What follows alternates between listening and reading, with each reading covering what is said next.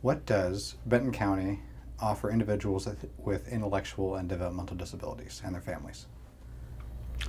Uh, we offer people the support they need to be full participants in our community, which could be anything.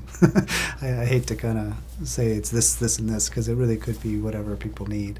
But the broad categories is we help people with housing and kind of residential support, so they can either hopefully live as independently as they want to. So people can be supported in their own homes or in their family homes, or some people live very independently in the community with almost no support, and other people live in kind of group homes or foster homes, kind of group living, shared living situations, kind of whatever they need to be healthy and safe in the community. But in any of those settings, they should also have the choices and independence that they want, and the freedom to come and go as they need and have friends over. And then kind of we also support people for employment. It's important that people are contributing members of the community, and so people that we serve have a lot to offer, and we want them to contribute, and so sometimes they need support for employment, and we can provide that.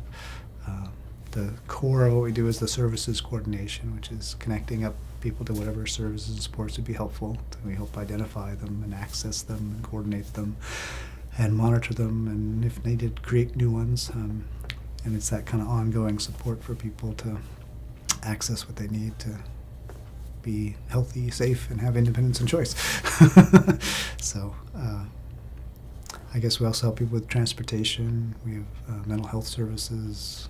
We have respite for families, just a variety of supports, but we don't want to necessarily limit it to anything. It could be whatever supports and services that might be, it could be some that already exist in the community that they just need help accessing. It could be informal supports, they're interested in trains, or someone else is interested in trains, let's connect up. A lot of people are looking for friendships and human connections, and those aren't necessarily formal supports. They're just things that happen when you can bring people together around common interests or common needs. And so we try to do all those things. We kind of say our core mission here is to build community. It's not really about the services so much as all those are. The goal is to make sure our community includes everyone and is a stronger community because everyone is participating. What are the eligibility requirements?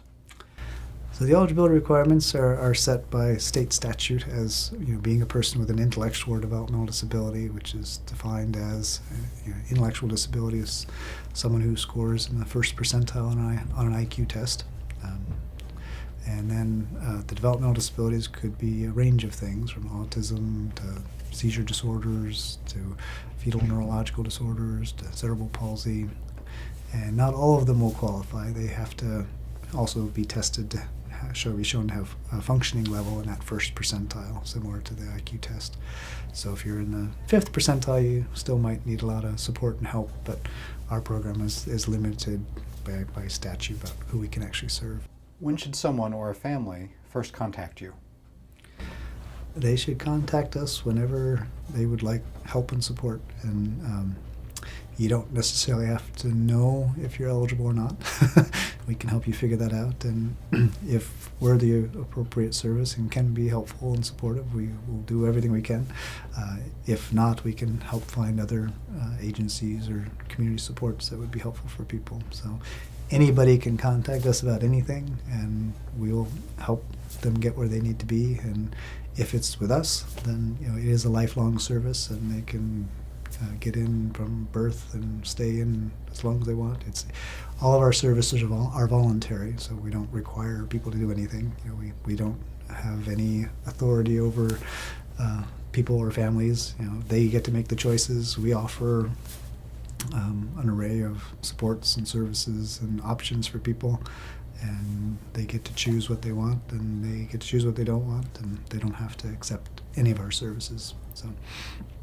So there's really no reason not to ask for it. So we can provide a lot of support if you need a lot of support. We can provide very little support if you need very little support, and we can provide no support if you need no support. But we'll be there. So if something does come up, you have someone you can contact and find out more about.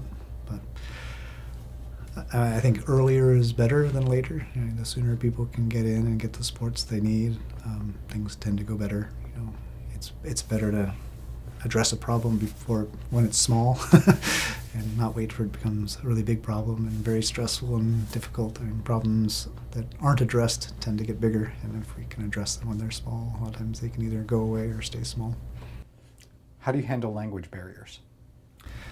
Well, we have staff that can provide services in people's native languages.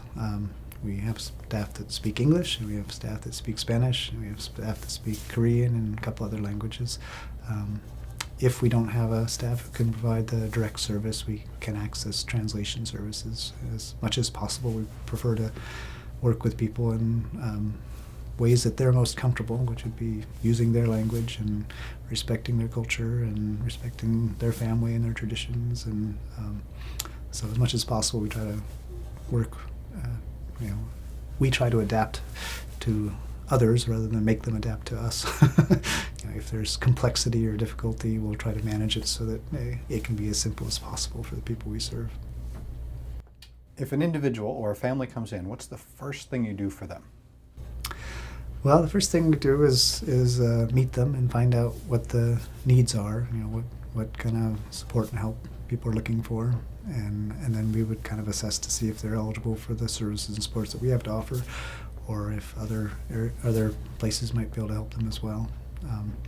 And then we meet and talk about what would be helpful and come up with a plan for meeting those needs and accessing those supports, and put the plan into place, and then kind of just monitor it over time to see if it's still meeting the needs. And it can change at any time. Anytime you can say, I need something else, change the plan. Or do you give them an individual point of contact for someone here?